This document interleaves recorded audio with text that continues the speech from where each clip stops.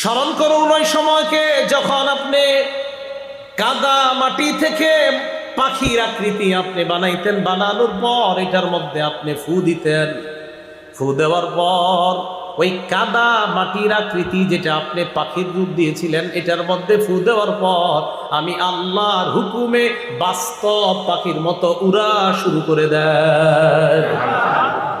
ঈসা নবী কাদা মাটি দিয়ে পাখির আকৃতির মতো বানানোর পর এটার মধ্যে ফু দিতেন। আল্লাহ বলেন আমার হুকুমে এটা করতেন আপনি, বাকি আপনি ফু দেওয়ার পর তখন তাকায় দেখতেন বাস্তব পাখি যেইভাবে উঠতেছে, আমি আল্লাহর হুকুমে আপনার কাদা মাটি দ্বারা বানানো ওই পাখিটাও বাস্তব পাখির মতো আমি আল্লাহর হুকুমে হয়ে যায়। মনে পড়েনি আপনার যে নিয়ামতটা দিছি আমি? ঈসা নবীরে কিয়ামতের মাঠে বলবেন। এখন এই জায়গায় একটা মাসালা, আপনারা আবার কিন্তু পাখিটাকে আইকেন না, এটা ওই শরীয়তে বৈধ, এই শরীয়তে না। এটা ওই শরীয়তে বৈধ, এখন আর এটা কিন্তু বৈধ না যে আপনি একটা রূপ দিবেন কোনো কিছু আকৃতি কইরা, এটা কিন্তু ঠিক না। হ্যাঁ, ওয়াইদ তাখলুকু মিনাত তিনি কাহাইআতিত তায়রি বিইজনি ফাতানফুখু ফিহা ফাতাকুনু তায়রাম বিইজনি ওয়া তুবরিউল আকমাহা ওয়াল জন্মান্ধ, একদম জন্ম থেকে অন্ধ মনে করেন, এই জায়গা থেকে এই জায়গার পুরা চোখটা লাগা রয়েছে। কথার কথা, এমন চোখ, যেই চোখ এইভাবে লাগা, যে চোখ দিয়ে দেখার কোনো সম্ভাবনা কখনো নাই। ঈসা নবী আল্লাহর হুকুমে হাত রাখতেন, সাথে সাথে চোখ খুলে যায়। এটা ওনার মুজিজা ছিল। কুষ্ঠরোগী পুরা শরীরটা পচে যাওয়ার অবস্থা, এবং কুষ্ঠরোগীর শরীরে ঈসা নবী হাত রাখতেন। হাত রাখার পর আল্লাহর নামে হাত রাখতেন, সাথে সাথে কুষ্ঠ রোগীকে আল্লাহ ভালো করে দিতেন। এগুলা বলার পর আল্লাহ বলেন আরো মনে করেন তো, ওয়াইজ তুখরিজুল মাউতা বিইজনি, আপনি কবর থেকে মরা মানুষকে আমার হুকুমে জিন্দা করতে পারতেন। এটা কিভাবে? কানা ঈসা আলাইহিস সালাতু ওয়াস সালাম ইদা আরাদা আইয়ুখরিজা আহাদান মিনাল কবরি ইউসাল্লি রাকআতাইন। ঈসা আলাইহিস সালাতু ওয়াস সালাম কাউকে যখন কবর থেকে বের করার ইচ্ছা করতেন, অন্যরা দেখতে চাইতো, দেখিত কবর থেকে মৃতকে বের করে দেখাও, তিনি 2 রাকাত নামাজ পড়তেন। পড়ার পর আল্লাহর কাছে তিনি দোয়া করতেন। দোয়া করার সাথে সাথে আল্লাহ কবরের অনেক আগে মারা যাওয়া মানুষটাকেও আল্লাহ নিজ হুকুমে, আল্লাহ নিজের হুকুমে, নিজের কুদরতে, শুধু ঈসা নবী দোয়া করতেন, আল্লাহ কবরের ওই মানুষটা বের করে দেখায় দিতেন। অনেক আগে মারা গেছে, আয়েশার সামনে দাঁড়ায় দিত, কথা বলতো, আবার কবরে চলে যেত। ঈসা নবীর আল্লাহ কিয়ামতের মাঠে বলবেন মনে পড়েনি এগুলা যে আপনার দিছি আমি? ওয়াইদ কাফাফতু বানি ইসরাঈলা আনকা ইয জিতাহুম বিল বাইয়িনাত। মূল যেই কথাটা বলবো দেখেন, এই জায়গাটা আসতেছে। ওয়াইজ কাফাফতু বানি ইসরাঈলা আনকা ইয জিতাহুম বিল বাইয়িনাত, আমি আপনার থেকে বনি ইসরাঈলদেরকে আমি নিবৃত্ত করেছিলাম। ইয জিতাহুম বিল বাইয়িনাত, আপনি তাদের কাছে স্পষ্ট নিদর্শন নিয়ে আসছেন, আপনার নবুয়তের প্রমাণ। যখন আপনি নবুয়তের প্রমাণ হিসাবে একের পর এক মুজিজা দেখাইতে লাগলেন, যখন আপনি তাদেরকে বলে দিতে থাকলেন, একের পর এক মৃতদেরকে আল্লাহর হুকুমে জিন্দা করলেন, কাদা মাটি দিয়ে পাখি বানিয়ে আল্লাহর হুকুমে ওই পাখি যখন উড়িয়ে দেখিয়ে দিতেন, জন্মান্ধর চোখের মধ্যে আল্লাহর হুকুমে হাত রাখার পর যখন ওই লোকটা দেখতে পাইত, কুষ্ঠরোগীর শরীরে হাত রাখার পর লোকটা যখন ভালো হয়ে যাইত, ফাকাল আল্লাযীনা কাফারু মিনহুম ইন হাযা ইল্লা সিহরুম মুবিন, তাদের মধ্যে যারা কাফের তারা বলতে লাগলো, ও এগুলা তো জাদু। কি কয় এগুলা? এটা হলো সমস্ত বাতিলদের শেষ অস্ত্র। কোনো কাজে পারে না, শেষে ও আচ্ছা জাদু, এটা এরকম সেরকম বলে। আমাদের নবীরও বলছে মোহাম্মদের বুঝছি সে গণক, ও সে কবি, আবার পারে না, কয় না মোহাম্মদ সাল্লাল্লাহু আলাইহি ওয়াসাল্লাম এরকম করে, তাই নাকি? জাদু করছে একটা বইলা মনে করেন থামায় দেয় আর কি, যখন দেখে পারে না, এমনিও পারে না, অমনিও পারে, ও জাদু করছে। গণক ইত্যাদি বইলা এরকম ভাবে নিবৃত্ত করে। তো আল্লাহ বলেন বনী ইসরাইলদের থেকে আমি আপনাকে নিবৃত্ত করেছিলাম, তারা জাদুকর বলে আপনাকে হত্যা করতে চেয়েছিল। কিভাবে হত্যা করবে? এক ঘরে ঢুকে ঈসা নবী এক ঘরে বসা, হত্যা করবে, পুরা প্ল্যান পাস হয়ে গেছে। হত্যা করার জন্য যখন প্ল্যান সব পাস, ওই মুহূর্তে তারা কয়েকজন আসছে ঈসা নবীরে হত্যা করবে। ঈসা নবী ঘরে বসা, একজনরে পাঠাইছে, যাও তুমি গিয়ে কামটা শুরু করো, একটু করে আমরা আসবো। তো ঢুকছে, ঢুকার পর ঈসা নবী ভিতরে আছে, আরেকজন তারা পাঠাইছে ভিতরে। এখন কয়জন? দুইজন। একজনে মারার পর থাকবে কয়জন? একজন। বাকি মরা আর জিন্দা সহ ঘরে থাকবে কয়জন? মরা আর জিন্দা সহ থাকবে কয়জন? দুইজন। তা একজনে পাঠাইছে, পাঠানোর পর অনেকক্ষণ হচ্ছে আর কেউ বের হচ্ছে না। তো তারা এক পর্যায়ে ঢুকছে, ঢুকার পর ঘরে যেটা আছে, যিনি আছে, গিয়ে দেখে ঘরে একজন আছে। ওই একজনের রূপটা ঈসা নবীর মতো দেখতে। তারে তারা ধরল, ধরার পর শুলিতে চড়াইল, চড়ানোর পর তাকে তারা শুলিবিদ্ধ করে হত্যা করল। হত্যা করার পর তাদের মধ্যে দুই গ্রুপ। এক গ্রুপে, আচ্ছা একটা কথা কি, ভিতরে তো ছিল দুইজন, মারলাম একজনরে, আরেকজন কো, যদি আমগো লোকরে মাইরা থাকি তো ঈসা কো, আর ঈসারে মাইরা থাকলে আমগো লোক কো। এটাই আল্লাহ বলেন ওয়ামা কাতালুহু ওয়ামা সালাবুহু। তারা ঈসাকে হত্যাও করেনি, তারা ঈসাকে শুলিবিদ্ধ করেনি, ওয়ালাকিন শুব্বিহা লাহুম, তাদেরকে ধাঁধার মধ্যে ফেলে দেওয়া হয়েছে। আল্লাহু আকবার। এটা ধাঁধা, আমগোটা মারলে ওইটা কো, ওইটা মারলে আমগোটা কো। আল্লাহ বলেন বনী ইসরাইলদের থেকে আমি আল্লাহ নিজ কুদরতে উপর দিয়ে আমি আপনাকে আসমানে, দ্বিতীয় আসমানে উঠাই আনছি। সুবহানাল্লাহ। নাম্বার আসমান দ্বিতীয়। ঈসা নবী এখনো দ্বিতীয় আসমানে আছেন। ঈসা আলাইহিস সালাতু ওয়াস সালাম দুনিয়াতে আসবেন। কিয়ামতের আগে বড় বড় 10টা আলামত ঘটবে। এর মধ্যে ঈসা আলাইহিস সালাতু ওয়াস সালামের আগমন এই 10টার একটা। ঈসা নবীর আগে যিনি দুনিয়াতে আসবেন তিনি ইমাম মাহদি। বলেন কে?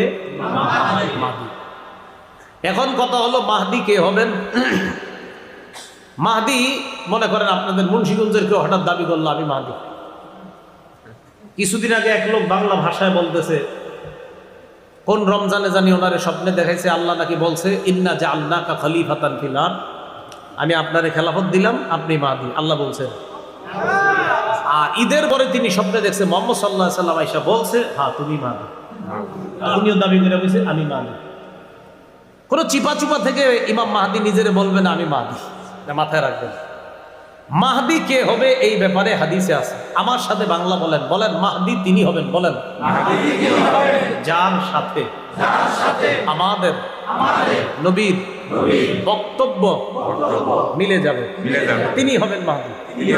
সোজাই সব। এরা আপনি বলে ফেললেন আমি মাহদি, কিন্তু নবীর বক্তব্য মিলল না, তা আপনি মাহদি হইলেন কেমনি?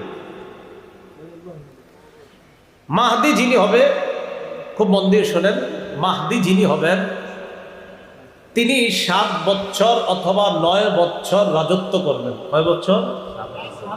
7 বছর অথবা 9 বছর রাজত্ব করবেন যিনি মাহদি হবেন। ইবনে মাজাহ হাদিসের কিতাব 4083 নম্বর হাদিসের বর্ণনা। عن أبي سعيد الخدري رضي الله تعالى عنه أن رسول الله صلى الله عليه وسلم قال আবু সাঈদ খুদরি রাদিয়াল্লাহু তাআলা আনহুর বর্ণনা, আল্লাহর নবী বলেন ইয়াকুনু ফি উম্মতি আল মাহদি। নবীজি বলেন আমার উম্মতের মধ্য থেকেই মাহদির আত্মপ্রকাশ ঘটবে, আমার উম্মতের মধ্য থেকেই হবেন মাহদি। ইন কুসিরা ফাসাবউন ওয়া ইল্লা ফাতিসউন। মাহদি দুনিয়ার মধ্যে 7 বছর অথবা 9 বছর রাজত্ব করবে। ফাতানআমু ফীহি উম্মতি নি'মাতান লাম ইয়ানআমু মিসলাহা কত্তু। মাহদির সময়ে আমার উম্মত এত প্রাচুর্যের অধিকারী হবে, এত সম্পদের অধিকারী হবে, আমার উম্মত ইতিপূর্বে এত পরিমাণ সম্পদের মালিক কখনো হয় নাই, মাহদির সময়ে যত পরিমাণ সম্পদের মালিক হবে। তো নবীজিরা বলার পর বলেন কি হবে জানো? তুক্তি উকুলাহা, মাটি তার যত দামি দামি খনিজ পদার্থ আছে মাটি বের করে দিবে মানুষে, নেও নেও নেও এগুলো নিয়ে যাও। ওয়াল মালু ইয়াউমাইযিন কুদুস, নবী বলেন তখন মাল হবে এত পরিমাণ জমা জমা হয়ে পড়ে থাকবে। ফায়াকুমুর রাজুলু ফায়াকুলু ইয়া মাহদি আ'তিনি, কোন ব্যক্তি দাঁড়াবে, দাঁড়ানোর পর ওই সম্পদের সামনে দাঁড়ায় বলবে, ও মাহদি আমারে কিছু দেন। মাহদি বলবে, খোঁজ, আপনার যা মন চায়, যত পরিমাণ মন চায় নেন, নিতে থাকেন। তাহলে এই হাদিস থেকে বুঝলাম মাহদি যিনি হবেন তিনি 7 বছর বা 9 বছর রাজত্ব করবেন। তার সময় সারা পৃথিবীর মানুষ এত পরিমাণ প্রাচুর্যের অধিকারী হবে যে এত পরিমাণ সম্পদ ইতিপূর্বে এই উম্মত কখনো লাভ করে নাই। এ হলো একটা। দ্বিতীয়, মাহদি যিনি হবেন তাকান, তার কপালটা হবে চওড়া উজ্জ্বল, নাকটা হবে উঁচু। কপালটা হবে চওড়া উজ্জ্বল, নাকটা হবে উঁচু। আর মাহদি কি করবেন? পুরা পৃথিবীতে ইনসাফ এবং ন্যায় বিচারে ভরে দিবেন। আবু দাউদ শরীফের 4285 নম্বর হাদিসের বর্ণনা। عن أبي سعيد الخدري رضي الله تعالى عنه أن رسول الله صلى الله عليه وسلم قال, নবীজি বলেন, আল মাহদিয়্যু মিন্নি, মাহদি আমার বংশ থেকে হবে। আজলাল জাবহা, মাহদির কপালটা হবে চওড়া উজ্জ্বল। আকনাল আনফি, মাহদির নাকটা হবে উঁচা। ইয়ামলাউ ফিল আরদি কিসতান ওয়া আদলা কামা মুলিআত জাওরান ওয়া যুলমা, পুরা পৃথিবীর মধ্যে পাশবিকতা, জুলুম, নির্যাতনা, পাশবিকতার জয় জয়কর অবস্থা যখন হবে, ওই সময়ে মাহদি পুরা পৃথিবীতে ইনসাফ আর ন্যায় বিচারে পরিপূর্ণ করে দিবেন। পুরা পৃথিবীতে জুলুম যদি হয়, বিপরীতে মাহদি পুরা পৃথিবীতে ইনসাফ কায়েম করবে। তাহলে দ্বিতীয়টা বুঝলাম। 1 নাম্বার, মাহদি যিনি হবেন 7 বছর বা 9 বছর রাজত্ব করবে, তার সময় উম্মত সবচেয়ে বেশি নিয়ামতের অধিকারী হবে। 2, মাহদি যিনি হবেন পুরা পৃথিবীতে ইনসাফ কায়েম করবেন, তার কপাল হবে চওড়া, তার নাক হবে উঁচু। 3, মাহদি যিনি হবেন আল্লাহ তাকে 1 রাত্রে খেলাফতের যোগ্য বানাবেন। 1 রাতে। কয় রাতে? তো আপনারা দেখবেন অনেকে 2-3 বছর যাবত দাবি করে আমি মাহদি, আমি মাহদি। অনেকের অনুসারীরা বলে আমাদের অমুকে মাহদি। আরে ভাই, এগুলা কি কথা?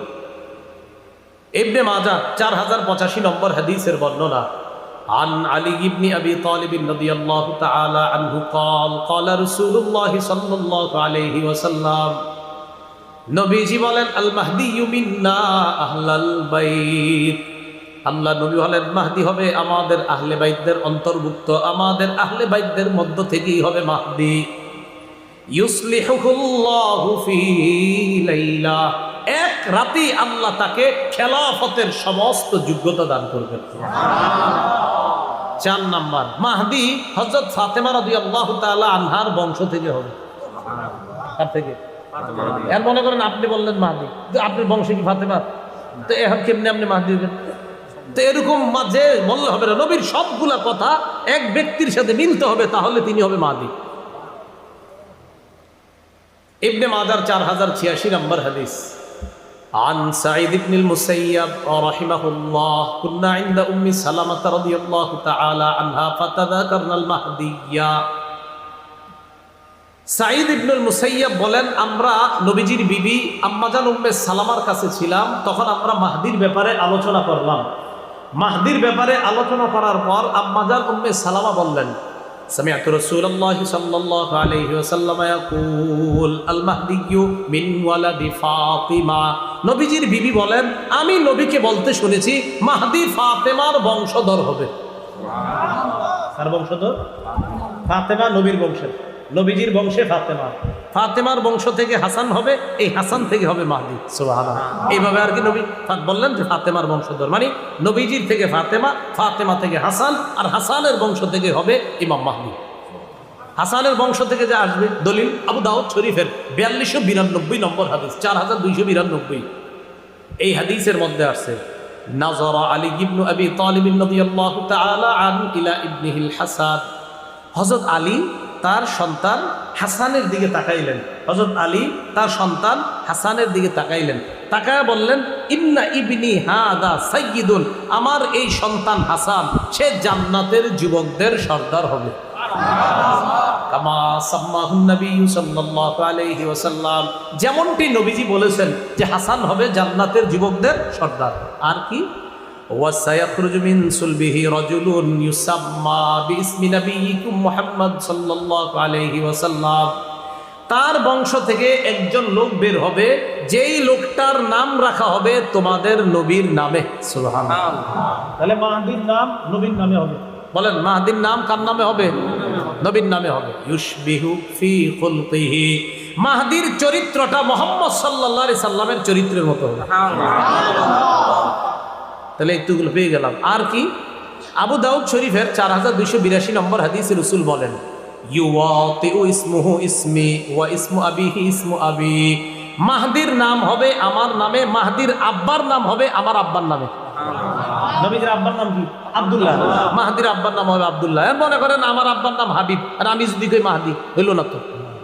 এটা কিভাবে হইল? তাহলে মাহদি যিনি হবেন তার আব্বার নাম হবে আব্দুল্লাহ, মাহদি যিনি হবেন তার নাম হবে মুহাম্মদ, মাহদি যিনি হবেন তার কপাল হবে চওড়া, মাহদি যিনি হবেন তার নাকটা হবে উঁচু, মাহদি যিনি হবেন তাকে এক রাতে আল্লাহ খেলাফতের যোগ্য বানাবেন, মাহদি যিনি হবেন তিনি হযরত হাসানের বংশের হবেন, হযরত ফাতেমার বংশ হবেন, মুহাম্মদ সাল্লাল্লাহু আলাইহি সাল্লামের বংশের হবেন। মাহদির ব্যাপারে মোটামুটি ধারণাগুলো আমাদের মনে থাকবে না ইনশাআল্লাহ। তিনি পৃথিবীতে আসার পর চলতে থাকবে এভাবে।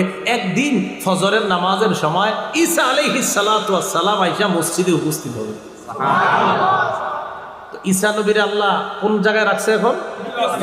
এই সেখান থেকে ঈসা নবীর আবার পাঠাবেন। এখন আসেন আবার কিয়ামতের মাঠে যাই। ঈসা নবীর কইসা মনে পড়েনি আপনার এই নিয়ামতগুলা দিছি, এক পর্যায়ে আপনারে আমি আসমানে উঠায় নিছি, বেঈমানদের থেকে, বনি ইসরাইলদের থেকে আমি আপনাকে সেভ করে নিজ দায়িত্বে আমি আল্লাহ আপনাকে দ্বিতীয় আসমানে উঠায় নিছি। এগুলা বলার পর আল্লাহ কয়, আর স্মরণ করেন, ওয়াইয আওহাইতু ইলাল হাওয়ারিয়িনা আন আমিনু বি ওয়া বিরাসূলি, হাওয়ারিনদেরকে আমি আল্লাহ, হাওয়ারিনদের প্রতি আমি আল্লাহ উৎসাহ প্রদান করলাম, আমি তাদেরকে বুঝিয়ে দিলাম, আমি তাদের প্রতি এই মর্মে আমি তাদেরকে উৎসাহিত করলাম, তোমরা আমার উপর ঈমান আনো, আমার রাসূল ঈসার উপর তোমরা ঈমান আনো। 12 জন ধোপা ঈসা নবীর উপর ঈমান আনে। কয়জন ধোপা? 12 জন। কাপড় দিত, তাফসীরের মধ্যে আছে কাপড় দিত, এরকম 12 জন লেখছে আর কি। হাওয়ারিয়ুন, এটা হাওয়ারি শব্দের বহু বচন। হাওয়ার শব্দের অর্থ হলো দেয়ালে সাদা চুনা দেয় না, দেয়ালে সাদা চুনা দেয়, এই সাদা চুনার মতো যে সাদা, এটাকে বলা হয় হাওয়ার। কথা হলো হাওয়ারিয়ুন ঈসা নবীর অনুসারীদেরকে কেন বলা হয়? মুফাসসিরিন কেরাম লেখেন, দেয়ালে সাদা চুনা দিলে যেমন দবদবে সাদা হয়, ওই ঈসা নবীর 12 জন অনুসারী দবদবে সাদা পোশাক সবসময় পরিধান করত, এই জন্য তাদেরকে হাওয়ারি বলা হয়। এই হাওয়ারিরা ঈসা আলাইহিস সালাতু ওয়াস সালামের উপর ঈমান আনলেন। ক্বালু আমান্না, তারা বললেন আমরা ঈমান আনলাম। ওয়াশহাদ বিআন্নানা মুসলিমুন, ঈসা নবীকে বললেন আপনি সাক্ষী থাকেন আমরা মুসলমান। এই কথা বলার পর আল্লাহ পাক রব্বুল আলামিন বলেন, আশ্চর্য ঘোষণার কথা বলেন। ঈসা আলাইহিস সালাতু ওয়াস সালামকে বলেন, আর ওই কথাটা স্মরণ করেন তো, إذ قال الحواريون يا عيسى ابن مريم هل يستطيع ربك أن ينزل علينا مائدة من السماء। হাওয়ারিয়ুনরা ঈসা নবীকে বললেন, ও ঈসা পয়গম্বর, আল্লাহর কাছে আপনি দোয়া করে বলেন আল্লাহ যেন আমাদের জন্য আসমান থেকে দস্তরখান ভর্তি খাদ্য পাঠায় দেয়। কি ভর্তি? দস্তরখান ভর্তি খাদ্য পাঠায় দেয়। ঈসা নবী বললেন, এইগুলা কি কথা বলো তোমরা? ক্বালাত্তাকুল্লাহা ইন কুনতুম মুমিনিন, ঈসা নবী বললেন আল্লাহকে ভয় করো যদি তোমরা ঈমানদার হও। এগুলা কি বলো? ক্বালু নুরিদু আন নাকুলা মিনহা ওয়া তাতমাইন্না কুলুবুনা, তারা বললেন নুরিদু আন নাকুলা মিনহা, আমাদের ইচ্ছা আমরা একটু খামু খান থেকে, ওয়া তাতমাইন্না কুলুবুনা, আমাদের অন্তরটা যেন আশ্বস্ত হয়। আমাদের অন্তরটা যেন ইতমিনান হয়, মানে তারা বিশ্বাসী কিন্তু ইতমিনানে কল এটা হতে পারে। ইব্রাহিম নবী আল্লাহরে বলছে, আরিনি কাইফা তুহিল মাউতা, আল্লাহ আমারে আপনি দেখান কিভাবে আপনি মরারে জিন্দা করেন। আল্লাহ কয় আওয়ালাম তুমিন, ও ইব্রাহিম আপনি কি বিশ্বাস করেন না? ইব্রাহিম নবী কয় বালা, আল্লাহ বিশ্বাস তো অবশ্যই করি, ওয়ালাকিন লিয়াতমাইন্না কলবি, তবে অন্তরের প্রশান্তির জন্য একটু দেখতে মন চায়। তা হাওয়ারিয়ুনরা বলে একটু অন্তরে প্রশান্তি পাবো, এই জন্য একটু দেখবো। হাওয়ারি এর বহুবচন হাওয়ারিয়ুন। আমাদের নবীজির একজন বিখ্যাত সাহাবীকেও বলা হয় হাওয়ারি। আমাদের নবীজির একজন বিখ্যাত সাহাবীকে কি বলা হয়? হাওয়ারি। মনে রাখবেন সাহাবীর নাম যদি পারেন। সহিহ বুখারীর 2846 নম্বর হাদিস। সাহাবীর নাম জুবাইর রাদিয়াল্লাহু তাআলা। বলেন কি নাম? জুবাইর রাদিয়াল্লাহু তাআলা আনহু। সহিহ বুখারীর 2846 নম্বর হাদিসের বর্ণনা। খন্দকের যুদ্ধ, মানে গর্ত খনন করছে, ওই পাশে কাফেররা, এই পাশে মুসলমানরা। নবীজি একদিন বললেন, কে পারবে আমাকে তাদের সংবাদ এনে দিতে? কে পারবে আমাকে ওই কাফেরদের, আবু সুফিয়ান আর তাদের অনুসারী যারা, তাদের সংবাদ এনে দিতে? ফাকাল জুবাইর আনা ইয়া রাসূলুল্লাহ, হুজুর আমি পারবো। নবীজি আবার বললেন, কে পারবে তাদের সংবাদ এনে দিতে? জুবাইর বললেন আনা ইয়া রাসূলুল্লাহ, হুজুর আমি পারবো। নবীজি বললেন ইন্না লিকুল্লি নাবিয়্যিন হাওয়ারিয়্যা, প্রত্যেক নবীর একজন বিশেষ সহচর থাকে। ওয়া হাওয়ারিয়্যি জুবাইর, আমার বিশেষ সহচর হলো আমার জুবাইর। প্রত্যেক নবীর একজন বিশেষ সহচর থাকে, আমার বিশেষ সহচর হলো আমার সাহাবী জুবাইর রাদিয়াল্লাহু তাআলা। তাহলে বলেন তো, আমাদের নবীর একজন সাহাবীকে হাওয়ারি বলা হয়, তার নাম কি? মনে থাকবে না নামটা ইনশাআল্লাহ? তো হাওয়ারিয়্যিন ঈসা নবীর সাথীরা ঈসা নবীরে বললেন, আল্লাহরে বলেন দস্তরখান ভর্তি খাদ্য পাঠাইতে। কেন? খামু আর অন্তরে একটু প্রশান্তি আসবে। হা হা ঠিক আছে। ওয়া না'লামা আন ক্বাদ সাদাকতানা, আগে যে আপনি আমাদেরকে কথাগুলা বলছেন এইগুলার ব্যাপারে যেন অন্তরের মধ্যে প্রশান্তি পায়। হ্যাঁ আপনার কথাগুলা সত্য, বিশ্বাস তো করছি, বাকি এটা যখন দেখবো পুরোপুরি বিশ্বাস, হ্যাঁ হ্যাঁ অন্তর প্রশান্তি হয়েছে, হ্যাঁ আপনি সব সত্য কথা বলছেন। ওয়া নাকুনা আলাইহা মিনাশ শাহিদিন, আর এই ব্যাপারে আমরাই সাক্ষী হব।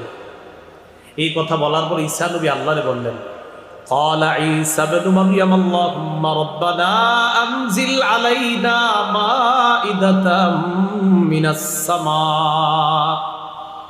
ঈসা নবী বললেন, আল্লাহ আসমান থেকে খাঞ্চা ভর্তি খাবার পাঠায়া দেন, দস্তরখান ভর্তি খাবার। খাঞ্চা চিনেন? চিনবেন তো, দেশ গ্রামে খাঞ্চা, আচ্ছা ওই জাতীয় বিষয়, খাঞ্চা ভর্তি খাবার পাঠায়া দেন। কয় কেন? তাকুনু লানা ঈদান লিআউয়ালিনা ওয়া আখিরিনা ওয়া আয়াতাম মিন, আল্লাহ যেন এটা পূর্ববর্তী আর পরবর্তীদের জন্য আনন্দের কারণ হয়, এবং আপনার পক্ষ থেকে যে এটা একটা নিদর্শন, এটা যেন সারা পৃথিবীবাসীর কাছে এই কথাটা থাকে। এই যে আমি আপনি আজকে জানলাম যে আল্লাহ দস্তরখান ভর্তি খাবার পাঠিয়েছেন, এটা আল্লাহর নিদর্শন। সবাই যদি এরকম তাকায় দেখি আসমান থেকে খাবার আসতেছে, বলেন এটা কুদরত কিনা? তো ঈসা আলাইহিস সালাম আল্লাহরে বললেন, আল্লাহ আপনি পাঠায়া দেন, ওয়ারযুকনা, আমাদেরকে রিজিক দেন, ওয়া আনতা খায়রুর রাযিকিন, আল্লাহ আপনি উত্তম রিজিক দাতা। আল্লাহ বললেন ঈসা নবীরে, দেখেন আপনার ইমানদার অনুসারী যারা আছে তারা তো বিশ্বাস করবে বুঝলাম, অন্য যারা আছে, ক্বালাল্লাহু ইন্নী মুনাজ্জিলুহা আলাইকুম, আল্লাহ বললেন অবশ্যই আমি আল্লাহ দস্তরখান ভর্তি খাদ্য দিব, অবশ্যই। ফামান ইয়াকফুর বা'দু মিনকুম, এটা দেখার পরেও যদি কেউ অস্বীকার করে, এটা দেখার পরেও যদি কেউ অস্বীকার করে আমারে, ফাইন্নী উআযযিবুহু আযাবান লা উআযযিবুহু আহাদাম মিনাল আলামিন, আমি এমন শাস্তি দিব যেই শাস্তি দুনিয়ার আর কাউরে দেইনি। ঈসা নবী এই কথা শোনার পর এরপর দস্তরখান পাঠিয়েছেন কিনা এটা কোরআনে নাই, কোরআনে আল্লাহর আলোচনা করেননি। তিরমিজির হাদিসে আর রাসূল সাল্লাল্লাহু আলাইহি সাল্লাম জানিয়ে দিয়েছেন, আল্লাহ পাক রব্বুল আলামিন মাছ আর রুটি দস্তরখানের মধ্যে দিয়ে, তাফসীরের কিতাবে আসছে নিচে মেঘ উপরে মেঘ, এই দুই মেঘ দিয়ে দুই পাশ দিয়ে ঢাকনা দিয়ে মাঝখানে মাছ আর রুটি, তাফসীরের কিতাবে আসছে ঘি, মাছ, রুটি, আরো অনেক কিছু জিনিস দিয়ে, পনির সহ দিয়ে আল্লাহ পাক রব্বুল আলামিন আসমান থেকে ওই খাদ্য পাঠিয়েছেন। ঈসা নবীর হাজার হাজার অনুসারী উম্মতরা দাঁড়ায়া দাঁড়ায়া এই দস্তরখান থেকে খাদ্য যে আসমান থেকে নামতেছে সবাই দেখছে। তো এটা আসতেছে। আল্লাহ বলে দিলেন এই খাদ্যের কেউ যেন জমা না করে, এই খাদ্য থেকে কেউ জমা করতে পারবে না, জমা করলে সমস্যা হবে। একদল চিন্তা করলো এটা তো বরকতি খাদ্য, এটা মনে হয় জমা করে রাখাই ভালো, আল্লাহ নিষেধ। কি করলো? আল্লাহ যা কয় করে উল্টাটা, জমা করে রাখছে। আল্লাহ পাক রব্বুল আলামিন এমন শাস্তি দিছে, বানর আর শূকরে রূপান্তরিত করে দিচ্ছে। হ্যাঁ, শূকরে রূপান্তরিত করে, যেমন ভাবে শূকর হয়েছে আপনার এই বউয়ের পাশে শুয়ে রয়েছে শূকর, কথা বলে মানুষের মতো কথা বলতে পারে, কানতে পারে, কিন্তু শূকর হয়ে গেছে। আর কয় যে আমরা ঠিক করি নাই, অন্যায় করছি, ভুল করছি। ওই যে আল্লাহ বলে দিছেন এরপরেও যদি বিশ্বাস না করে এমন শাস্তি দিব যেই শাস্তি আর দুনিয়ার কাউরে দেই নাই। তো সাবধান করে দেন, আমি পাঠাচ্ছি, অবিশ্বাস করলে কিন্তু খবর আছে। এরপরেও তারা আল্লাহর প্রতি পূর্ণ আস্থা আনতে পারেন। তো আল্লাহ কিয়ামতের মাঠে ঈসা নবীর কয় আপনার এগুলো মনে পড়ে নি, এই নিয়ামতগুলো আমি আপনারে দিচ্ছি। মানে ঈসা নবীর তো সব মনে আসছে, তা আল্লাহ বলেন আপনার আমি এই নিয়ামতগুলো দিচ্ছি। এইগুলা বলার পর বলবে ঈসা আমি আপনার এতক্ষণ যেটা বললাম এখন আপনাকে যে কথাটা বলি শোনেন। إذ قال الله يا عيسى ابن مريم أأنت قلت للناس اتخذوني وأمي إلهين من دون الله। আল্লাহ বলবে ঈসা আ'আনতা কুলতা লিন্নাস, আপনি কি মানুষকে বলছেন, মানুষকে এই কথা বলছেন কিনা, ইত্তাখিজুনি ওয়া উম্মি ইলাহাইনি মিন দুনিল্লাহ, মানুষ তোমরা আমারে আর আমার মারে খোদা মানো। আউযুবিল্লাহ, আপনি কি এই কথা বলছেন মানুষরে? তো ঈসা আলাইহিস সালাতু ওয়াস সালামকে আল্লাহ এটা বলবেন যে আপনি কি এই কথা বলছেন মানুষকে যে তোমরা আমাকে আর আমার মাকে তোমরা ইলাহ মানো। এজন্য তাদের মধ্যে একটা দল আছে তৃত্ববাদে বিশ্বাসী। কিবাদ? তৃত্ববাদ। তৃত্ববাদ মানে ঈসা নবীরে তাদের একদল তিন খোদার এক খোদা মানে। ঈসা নবীর আম্মাকে মানে আরেক খোদা, আর আল্লাহ হলেন আরেকজন। মোট কয়জন হলো? এই তৃত্ববাদে বিশ্বাসী আছে একদল। আরেক দল তৃত্ববাদী বিশ্বাসী না, মানে ঈসা নবীর খোদা মানে না ঠিক, তবে তারা ঈসা নবীর ছবি নিয়ে তার সামনে পূজা করে, আরাধনা করে, ইবাদত করে, এটাও খোদা মানারই নামান্তর। তো ঈসা আলাইহিস সালাতু ওয়াস সালাম যখন আল্লাহ বলবেন আপনি কি এগুলো বলছেন, ঈসা নবী তখন বলবেন সুবহানাক, আল্লাহ আপনি কত পবিত্র, আমি কিভাবে এই কথা বলবো আল্লাহ? আল্লাহ এই কথা বলার তো আমার কোনো হকই নাই, আমি তো এটা বলতে পারি না। ইন কুলতু কুলতুহু ফাকাদ আলিমতা, আল্লাহ আমি যদি এই কথা বলে থাকি তা আপনি তো ভালো জানেন এই কথাটা। কিয়ামতের মাঠে বলবে আল্লাহ আমি যদি এই কথা বলে থাকি তা আপনি ভালো জানেন। তা'লামু মা ফি নাফসি, আল্লাহ আমার মনে কি আছে এটা আপনি জানেন। ওয়ালা আ'লামু মা ফি নাফসিক, আপনার মনে কি আছে এটা আমি জানি না। ইন্নাকা আনতা আল্লামুল গুয়ুব, আল্লাহ আপনি হলেন সমস্ত অদৃশ্যের খবর রাখেন। মা কুলতু লাহুম ইল্লা মা আমারতানি বিহি আন ইবুদুল্লাহ রাব্বি ওয়া রাব্বাকুম, আল্লাহ আমি তাদেরকে শুধু এতটুকু হুকুম করেছি যে তোমরা আল্লাহর ইবাদত করো, যে আল্লাহ আমার রব আর তোমাদের রব, আমি শুধু এই হুকুম করছি, এছাড়া আমি আর অন্য কোনো কিছু বলি না। তাফসীরের কিতাবে আসছে আল্লাহ পাক রব্বুল আলামিন ঈসা নবীকে যখন বলবে আপনি কি জাতিরে বলছেন যেন জাতি আপনারেও খোদা মানে, আপনার আম্মাকেও যেন খোদা মানে, এই কথা বলছেন? তাফসীরের কিতাবে আসছে। এটা শোনার সাথে ঈসা নবী বলবে যখন না, উম্মতকে আল্লাহ ডাকবে, ডাকার পর বলবে উম্মত তোমাদের কি ঈসা নবী এই কথা বলছে? উম্মত কয় হ্যাঁ বলছে। যখন বলবে বলছে, তাফসীরের কিতাবে আসছে ঈসা নবীর মাথার চুল খাড়া হয়ে যাবে, জি এটি কি কয়, আমি বলে এদেরকে এই কথা বলছি। তো ঈসা আলাইহিস সালাতু ওয়াস সালাম কিয়ামতের মাঠে আল্লাহ নবীকে পর্যন্ত এই কথা বলতেছে আপনি কি জানেন? আল্লাহ তো জানেই সব, এগুলা বলে নাই উনি। এটা আল্লাহ কেন বললেন? যে নবীদেরকে আমি সেখানে প্রশ্ন করি। আল্লাহ পাক এক আয়াতের মধ্যে বলেন ফালানাসআলান্নাল্লাযীনা উরসিলা ইলাইহিম ওয়ালানাসআলান্নাল মুরসালিন, মানুষ শোনো যাদের কাছে নবী পাঠানো হয়েছে তাদেরকেও অবশ্যই অবশ্যই জিজ্ঞাসা করব, আর রসুলদেরকেও আমি আল্লাহ অবশ্যই অবশ্যই জিজ্ঞাসা করব। তো রসুলদেরকে যদি জিজ্ঞাসা করে, এই আয়াতটা তো আমার আপনার প্রতিদিন স্মরণে আনা উচিত যে আল্লাহ কথাটা বললেন কি, যে উম্মতকে জিজ্ঞাসা করবে এটা ঠিক আছে, আমরা তো কত ভুল ভ্রান্তি করি, কিন্তু আল্লাহ বললেন উম্মতকে তো জিজ্ঞাসা করবই, রসুলদেরকেও করবো, অবশ্যই অবশ্যই আমি তাদেরকে করব। তো ঈসা আলাইহিস সালাতু ওয়াস সালামকে কিয়ামতের মাঠে আল্লাহ এইগুলা বলবেন। এইভাবে ঈসা নবীর আল্লাহ পুতু পবিত্র করবেন, অন্য জাতিকে ডাকবেন, শেষ নবীর উম্মতকে ডাকবেন। নূহ নবীর সাথেও তার জাতি এইভাবে গাদ্দারি করবে, নূহ নবীর জাতিকেও আল্লাহ ডাকবেন, ডাইকা বলবে তোমাদেরকে নূহ নবী দাওয়াত দেয় না? বলবে না। নূহ নবীরে ডাক দিবে, আপনি দাওয়াত দিয়েছেন? হ্যাঁ আল্লাহ দাওয়াত দিস। তারা বলে না। সাক্ষী আছে আপনার? জি সাক্ষী আছে। কারা? শেষ উম্মত। ওই উম্মতকে ডাকবে, বুখারীর বর্ণনা আছে, উম্মতকে ডাক দেওয়ার পর বলবে তোমরা সাক্ষী? হ্যাঁ। তখন আবার ওই উম্মত বলবে এরা আবার কিভাবে সাক্ষী হয়, এরা তো আমাদেরকে দেখে নাই, অনেক পরে আসছে দুনিয়াতে, উম্মত তোমরা কিভাবে সাক্ষী দাও? আল্লাহ তো সব জানে। উম্মত বলবে আমাদের নবী আমাদেরকে জানায় দিয়েছে। এই তো আল্লাহ বলেন إذ قال الله يا عيسى ابن مريم اذكر نعمتي عليك وعلى والدتك।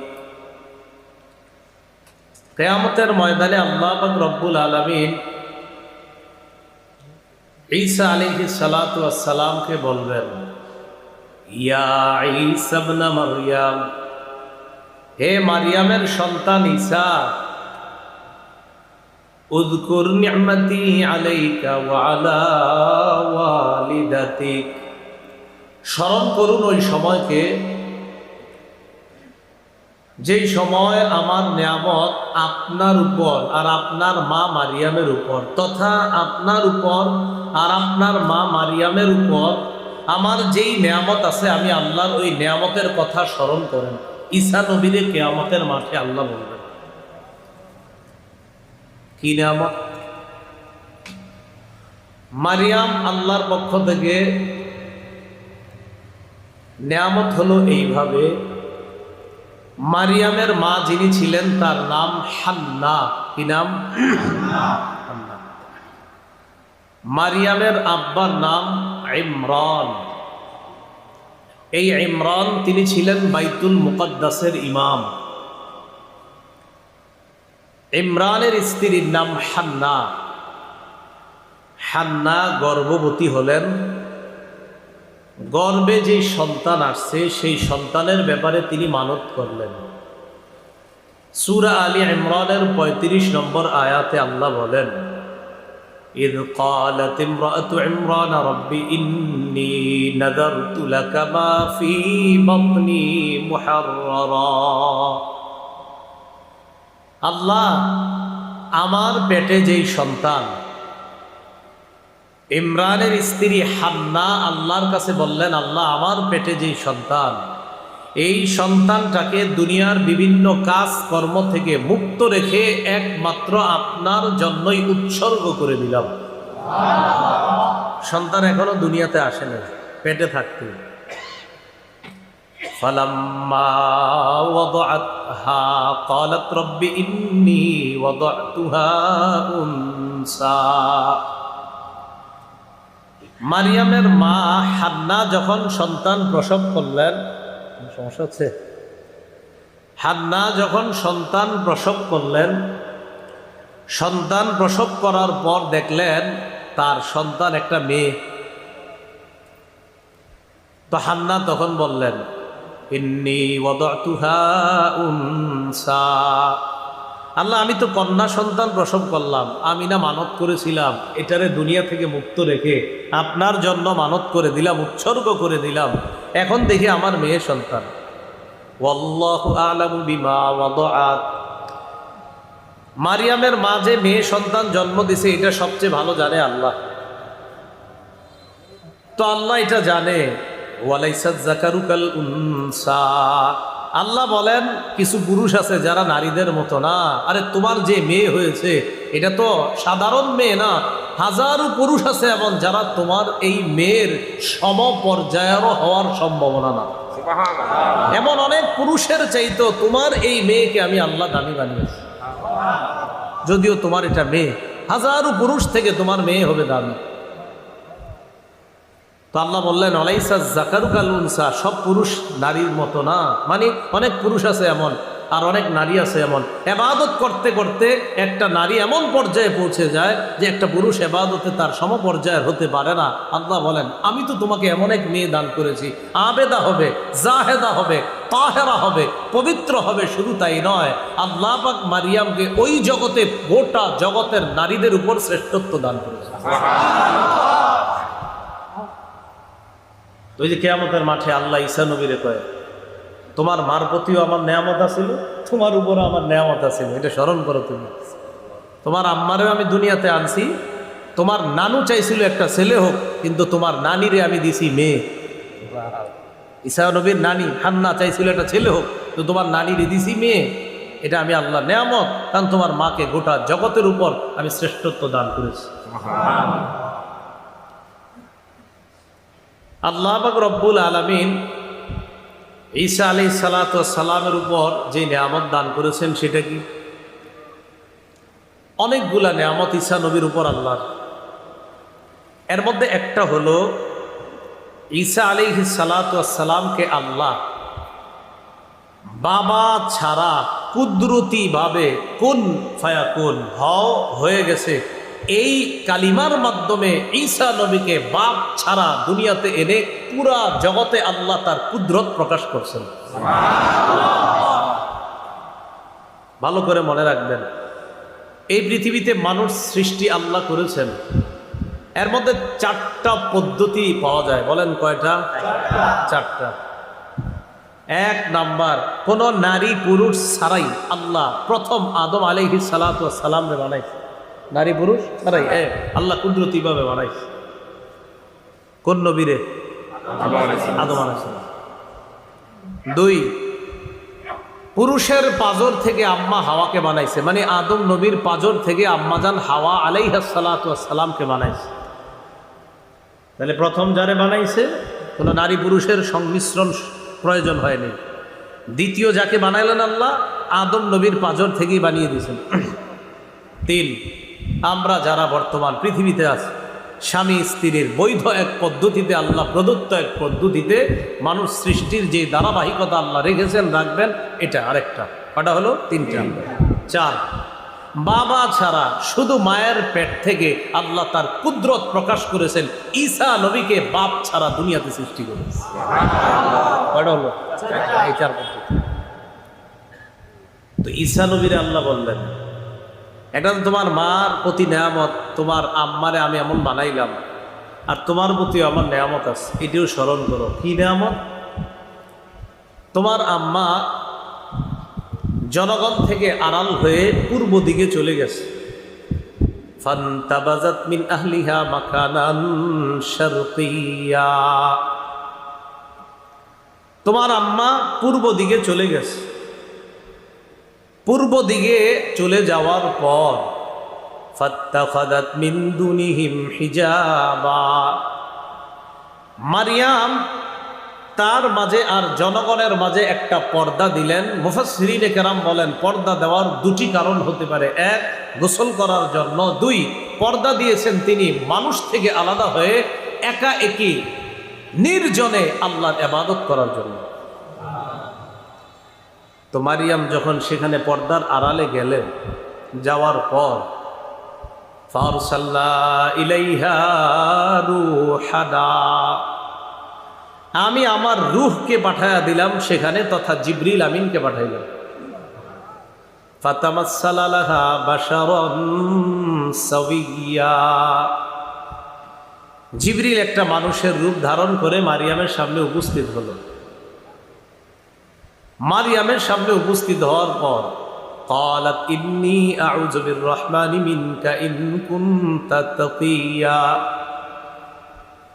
মারিয়াম বললেন, আমি তোমার থেকে আল্লাহর কাছে পানাহ চাই, রহমানের কাছে পানাহ চাই, তুমি যদি আল্লাহকে ভয় করো এখান থেকে সরে যাও, তুমি পুরুষ, যাও এখান থেকে।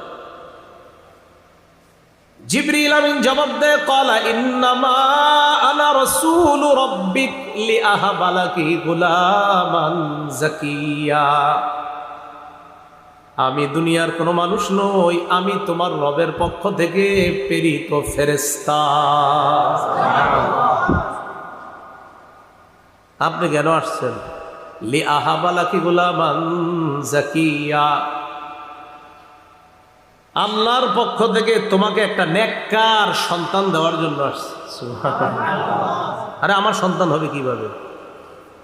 আল্লাহ বলছে তোমার সন্তান হবে। মারিয়াম কয় মানে কি? ক্বালাত আন্না ইয়াকুনু লি গুলামু ওয়া লাম ইয়ামসাসনি বাশার ওয়া লাম আকু বাগিয়া। আন্না ইয়াকুনু লি গুলাম, মারিয়াম কয় আমার সন্তান হবে কিভাবে? ওয়া লাম ইয়ামসাসনি বাশারু ওয়া লাম আকু বাগিয়া, কোন পুরুষ আমাকে স্পর্শ করে নাই, আমি ব্যভিচারিণী নারীও না, আমি খারাপ নারী না। পৃথিবীতে সন্তান দুই পদ্ধতিতে হয়, হয়তো বৈধ পন্থায়, না হয় অবৈধ পন্থায়। আমার কোনোভাবেই তো হওয়ার সম্ভাবনা নাই, আমার সন্তান হবে কিভাবে? এখান থেকে আমি মারিয়ামের জ্ঞান জ্ঞান জ্ঞান কত পরিমাণ জ্ঞানী ছিলেন মারিয়াম, এখান থেকে বোঝা যায়। জ্ঞানীও ছিলেন তিনি। জবাবটা দিলেন কি? জ্ঞান সুলভ জবাব, যে বৈধ পন্থায় স্বামী হতে হয় অথবা অবৈধ পন্থায়, কোনো পন্থাই তো না, তা আমার সন্তানটা হবে কিভাবে? জিবরিল আমিন বললেন কাযালিক, ব্যাপারটা এমনই। সুবহানাল্লাহ। ক্বালা রাব্বুকি হুয়া আলাইয়া হাইয়ুন হুয়া আলাইয়া হাইয়িন, তোমার রব বলেছেন আমি আল্লাহর কাছে এটা একদম সহজ। ওয়ালিনাজালাহু আয়াতাল লিন্নাস, এটা আমি কেন করব জানো? আমি ঈসাকে গোটা জগতের জন্য নিদর্শন বানাবো। কিয়ামতের মাঠে আল্লাহ বলবে, ঈসা তোমার প্রতি যে আমার নেয়ামত, এই নেয়ামতকে স্মরণ করো। আমি তোমারে বাবা ছাড়া কুদরতিভাবে দুনিয়াতে আনছি। এই কথা ঈসা আলাইহিস সালাতু ওয়াস সালামকে আল্লাহ বলবেন। আর কি বলবেন? ও ঈসা আলাইহিস সালাতু ওয়াস সালাম তার মায়ের পেটে গেছে, যাই হোক, যাওয়ার পর নেয়ামতটা কিরকম? যাওয়ার পর তার মা পেটে নিলেন। প্রসব বেদনা তাকে খেজুর গাছের গোড়ায় নিয়ে গেছে। এটাকে বাইতুল লাহাম বলা হয়, আর খ্রিস্টানরা সম্ভবত এটাকে বেতেল হাম বলে। সেখানে যাওয়ার পর মারিয়াম যখন সন্তান প্রসব করবে, প্রসব বেদনা তাকে সেখানে নিয়ে গেল। সেখানে যাওয়ার পর জায়গাটা ছিল একটু উঁচু, তো সেখানে যাওয়ার পর মারিয়াম সেখানে বসা। ক্বালাত ইয়া লাইতানি মিত্তু ক্বাবলা হাযা, মারিয়াম কয় হায়, এই অবস্থার আগে যদি আমি মরে যাইতাম। ওয়া কুনতু নাসিয়াম মানসিয়া, আমি যদি বিস্মৃত হয়ে যেতাম, আমি যদি এমন হয়ে যেতাম যাকে সবাই ভুলে যেত, আমি কিভাবে মুখ দেখাবো এই সন্তান হওয়ার পর? আমি যদি মরে যেতাম ভালো হইতো, এরকম বলতেছে। ফানাদাহা মিন তাহতিহা আল্লা তাহজানি কদ জাআলা রাব্বুকি তাহতাকি সারিয়া, নিচ থেকে কে যেন ডাক দেয়া, কো মারিয়াম পেরেশান হয়েও না, চিন্তিত হয়েও না, এগুলো বইল না, এইসব বলার কোনো দরকার নাই। তুমি নিচে তাকায় দেখো, আল্লাহ একটা উৎস তৈরি করে দিয়েছে। তাকায় দেখে পানির একটা উৎস তৈরি হয়ে গেছে। উপরে খেজুর গাছ, নিচে পানি, নাও খালি খেজুর খাইবা আর ওখান থেকে পানি খাইবা। এখান থেকে বোঝা যায় গর্ভবতী মা যারা, নারী যারা, তাদেরকে আপনারা তেঁতুল না খাওয়ায় খেজুর খাওয়াবেন না। হয় আল্লাহ কেন গর্ভবতীর জন্য খেজুর গাছ দিবেন?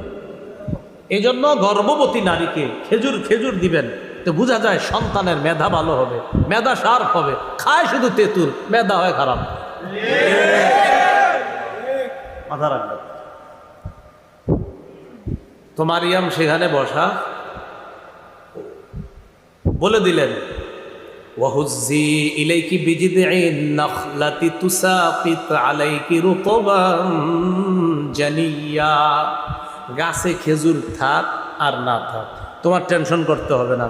তোমার যখন খিদা লাগবে শুধু নাড়া দিবা, তাজা খেজুর, তুসাকিত আলাইকি রুতবান জানিয়া, তাজা খেজুর তোমার সামনে এসে পড়বে। তোমার কাজ এখানে। সন্তান এসে গেছে। এখন সন্তান যখন আসছে, আসার আগে আল্লাহ বলে দিলেন আর কি কি করতে হবে। ফাকুলি ওয়াশরবি ওয়াকর্রি আইনা, খাও, পান করো, চোখ শীতল করো।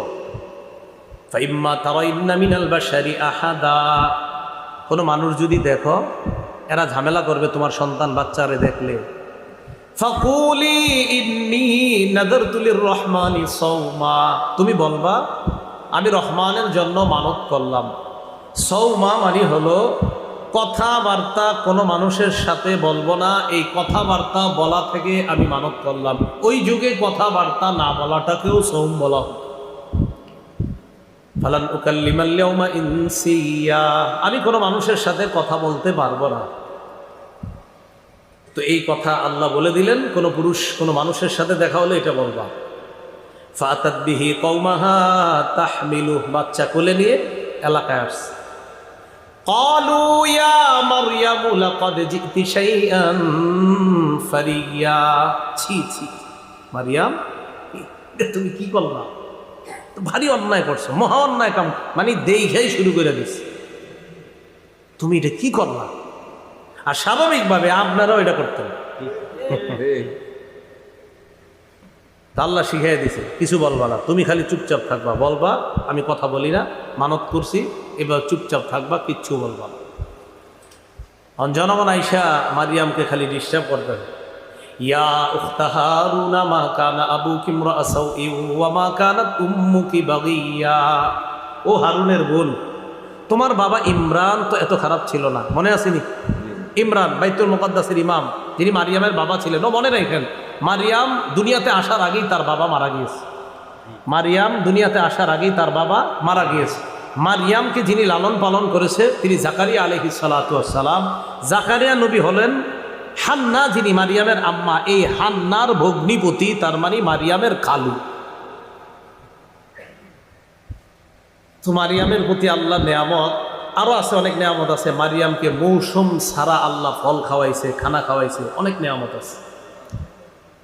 মারিয়াম যখন এলাকায় আসছে, এলাকায় আসার পর তারা বলতেছে ও হারুনের বোন। একটু মনে রাখেন হারুনের বোন দ্বারা কি উদ্দেশ্য? হারুনের বোন দ্বারা দুটি উদ্দেশ্য হতে পারে। এক, হারুন নবী যিনি মুসা নবীর ভাই, হারুন নবী, এই হারুন নবীর বংশের সিলসিলার কোনো এক বোন লাগে মারিয়াম। মানে যাইতে যাইতে যাইতে আমার ভাই অমুকে, অমুকের ভাই, এরকম যাইতে যাইতে হারুন নবীর অনেক পিছনে গিয়ে তার ভাই সম্পর্কে হয় হারুন নবী। সরাসরি ভাই না, কিন্তু আপন ভাই না, মানে আপনার ভাই অমুকে, অমুকের ভাই অমুকে, অমুকের ভাই অমুকে, এরকম।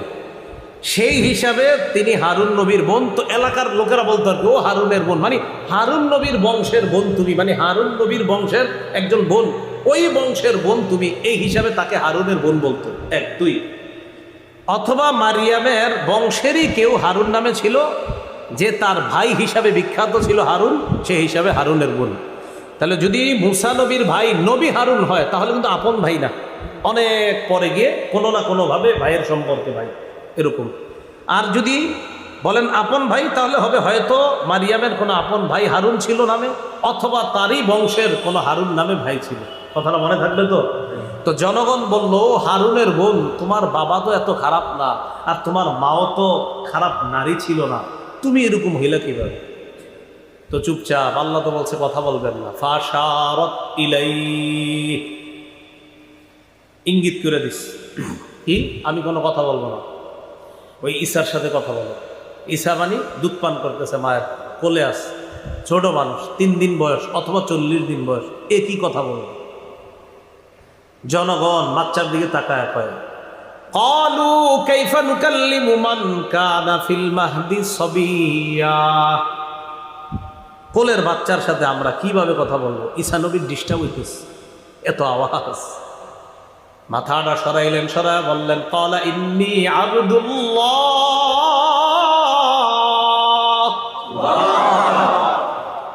ঈসা নবী কয় আমি আল্লাহর বান্দা।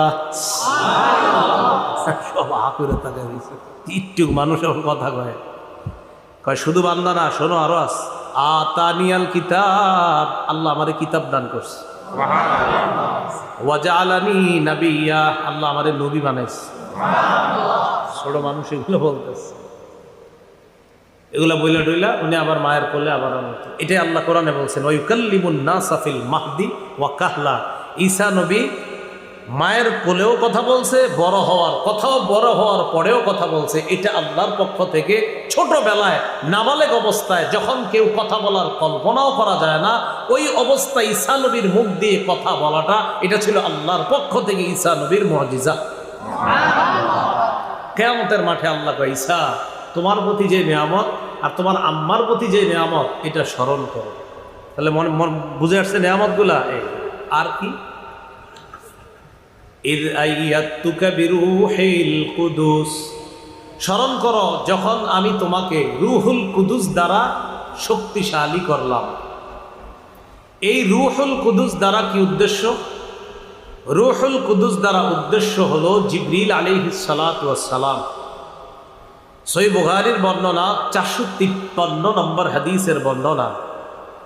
রাসূলুল্লাহ সাল্লাল্লাহু আলাইহি সাল্লামের একজন সাহাবী ছিলেন, নাম হাসান ইবনু সাবিত রাদিয়াল্লাহু তাআলা। তিনি নবীজির কবি সাহাবী হিসাবে বিখ্যাত ছিলেন। এই হাসান ইবনু সাবিত রাদিয়াল্লাহু তাআলা আনহুকে নবীজি বললেন, হাসান আজিব আনিল মুশরিকিনা, মুশরিকরা যে আমারে উল্টা পাল্টা কথা বলে, আমার পক্ষ থেকে তাদেরকে তুমি কবিতার মাধ্যমে জবাব দিয়ে দাও। তো জবাব দিয়ে দেওয়ার পরে, এই কথা বলার পরে নবীজি বললেন, আল্লাহুম্মা আইয়িদহু বিরূহিল কুদুস, আল্লাহ আমার এই হাসান ইবনে সাবিত নামক সাহাবীকে জিবরিল আমিনের মাধ্যমে সাহায্য করেন, শক্তিশালী করে দিন। তাফসীর ইবনে কাসীরের মধ্যে আসছে, আম্মাজান আয়েশা সিদ্দিকা রাদিয়াল্লাহু তাআলা আনহার বর্ণনা, হাসান ইবনে সাবিত রাদিয়াল্লাহু তাআলা আনহুর জন্য মসজিদে নববীর মধ্যে একটা মিম্বর বানানো হয়েছে। এই মিম্বরের মধ্যে যখন তিনি বসতেন, বসার পর নবীজি সাল্লাল্লাহু আলাইহি সাল্লাম বলতেন, আল্লাহুম্মা আইয়িদহু বিরূহিল কুদুস কামা নাফাহা আন নাবিয়্যিক, আল্লাহ ঈসা নবীর পক্ষে জিবরিল আমিন যেইভাবে সহযোগিতা করত মানুষের জুলুম নির্যাতন থেকে বাঁচানোর জন্য, জিবরিল আমিন ঈসা নবীর সব সময় সহযোগিতা করত যেইভাবে, হাসান ইবনে সাবিত আমার সাহাবা, এই হাসানকেও জিবরিল আমিনের মাধ্যমে আপনি শক্তিশালী করেন, যেন জিবরিল আমিনের শক্তিশালী আর সাহায্যের কারণে আমার হাসান মুশরিকদের প্রত্যেকটা কথার জবাব দিয়ে দিতে পারে। তাহলে রূহুল কুদুস দ্বারা কোন ফেরেশতা উদ্দেশ্য? জিবরিল। বলেন কোন ফেরেশতা? জিবরিল। তো আল্লাহ বলেন, ঈসা আমার নিয়ামতটা স্মরণ করেন। কি? ইয আইয়াতুকা বিরূহিল কুদুস, আমি আপনাকে রূহুল কুদুসের মাধ্যমে শক্তিশালী করেছি। তুকাল্লিমুন নাসা ফিল মাহদি ওয়া কাহলা, ঈসা আপনি শৈশবেও কথা বলতে পারতেন, ছোটবেলাও কথা বলতে পারতেন, কৈশোরেও কথা বলতে পারতেন, মায়ের বুকে থাইকা দুধের শিশু অবস্থায় আপনি কথা বলতেন, আর বড় হওয়ার পরে তো বলতেনই। এটা আমি আল্লাহর পক্ষ থেকে আপনার প্রতি ছিল নেয়ামত। মনে পড়ে কি নেয়ামতের কথা? কিয়ামতের মাঠে ঈসা নবীর আল্লাহ বললেন। আর কি? وَإِذْ عَلَّمْتُكَ الْكِتَابَ وَالْحِكْمَةَ وَالتَّوْرَاةَ وَالْإِنْجِيلَ, আমি আপনাকে কিতাব শিক্ষা দিলাম। এই কিতাব দ্বারা উদ্দেশ্য একটা হতে পারে লেখা বিদ্যা শিক্ষা দিলাম, ওয়াল হিকমাতা বুঝ শক্তি দান করলাম, ওয়াত তাওরাত আমি তাওরাত এবং ইনজিলের যে বিদ্যা, এই বিদ্যাও আমি আপনাকে শিখিয়ে দিলাম। এটা কি মনে পড়ে? আপনার প্রতি এগুলো আমার নেয়ামত ছিল, এই নেয়ামতগুলো স্মরণ করেন। এটা কোথায় বলবে? কিয়ামতের মাঠে। তা আমারে আপনারে যদি বলে, কেউ তোমারে 5 তলা বাড়ির মালিক বানাইছিলাম, মনে পড়েনি তোমার? তো তুমি দি 5 তলা সারাক্ষণ ঘুমায়া থাকতা, জুমায়ও যাইতা না, 5 ওয়াক্ত নামাজ তো দূরের কথা, বছরে একটা ঈদের নামাজেও তুমি যাইতা না, মনে পড়েনি তোমারে যে 5 তলা দিছি? কি অবস্থা হবে? তো ঈসা আলাইহিস সালাতু ওয়াস সালামকে আল্লাহ বলবেন, আমি আপনাকে এই নিয়ামতগুলো দিছি, দুনিয়ার মধ্যে দিয়েছিলাম। আর কি? وَإِذْ تَخْلُقُ مِنَ الطِّينِ كَهَيْئَةِ الطَّيْرِ بِإِذْنِي فَتَنفُخُ فِيهَا فَتَكُونُ طَيْرًا بِإِذْنِي। এইভাবে কিয়ামতের ময়দানে আল্লাহ নবীদেরকে জিজ্ঞাসাবাদ, দেখেন, ইয়াউমা ইয়াজমাউল্লাহুর রুসুল, রসুলদেরকে আল্লাহ জমা করবেন। স্পেশালি ঈসা নবীর কথা কেন বললেন? কারণ ওই জায়গায় ঈসা নবীর উম্মত সম্পর্কে আল্লাহ আগে আলোচনা করেছেন। বুঝাইতে চাইলাম পুরো আলোচনাটা থেকে, উম্মতকে জিজ্ঞাসাবাদ করাটা এটা একটা সাধারণ বিষয়, আমরা তো জিজ্ঞাসা করবে, কারণ আমরা কত ভুল করি, কিন্তু আল্লাহ নবীদেরকে পর্যন্ত জিজ্ঞাসাবাদ করবে। তাহলে ভাই, জিজ্ঞাসাবাদের যে ব্যাপারটা, এটা আমার আপনার প্রতিদিন স্মরণে আনা উচিত, যে আমার আপনার উপর আল্লাহ কত নেয়ামত দান করেছেন, এই নেয়ামতের ব্যাপারেও কিন্তু আল্লাহ প্রশ্ন করবেন। তাহলে আসেন, ঈসা নবীরে বললেন আপনার প্রতি নেয়ামত, আপনার একটু স্মরণ করেন। এবার কোরআনের সূরা তাকাসুরের মধ্যে আসেন, আল্লাহ কি বলেন? সুম্মা লাতুসআলুন্না ইয়াউমা ইযিন আনিন নাঈম। আনা সূরা তাকাসুর, ঠিক আছে? হ্যাঁ, সূরা তাকাসুরের শেষে আল্লাহ বলে সুম্মা লাতুসআলুন্না, অবশ্যই অবশ্যই তোমাদেরকে জিজ্ঞাসাবাদ করা হবে। এটা আমরা সবাই কি? আনিন নাঈম, আমি আল্লাহ যত নিয়ামত দিছি সব সম্পর্কে তোমাদেরকে জিজ্ঞাসাবাদ করব। তাহলে বলেন তো, নবীকে আল্লাহ কি সম্পর্কে জিজ্ঞাসা করছে? নিয়ামত। বলেন কি সম্পর্কে? ঈসা, আপনার এই নিয়ামত দিছি, আপনার এটা দিছি, স্মরণ করেন, এটা দিছি। এখন আমারে আপনারা যদি আল্লাহ বলে, কি বান্দা সব বাদ দেন, যদি বলে এই দুইটা সুন্দর হাত দিছি, তুমি কেমনে সুদের টাকায় হাত দিলা? আমি এত সুন্দর দুইটা নিয়ামত দিছি, হাতটা দিলা কেমনে? দুইটা চোখ দিয়ে দিই বলে আল্লাহ আমি এত সুন্দর দুইটা চোখ দিলাম, তুমি কিভাবে সারাক্ষণ অশ্লীল জিনিস দেখলাম? আল্লাহ পাক রব্বুল আলামিন আমাদের সকলকে জিজ্ঞাসাবাদের জন্য প্রস্তুতি নিয়ে যেন আমরা দুনিয়া থেকে যেতে পারি, আল্লাহ তৌফিক দান করেন। আমিন। ওয়া আখিরু দাওয়ানা আনিল হামদুলিল্লাহি রাব্বিল আলামিন।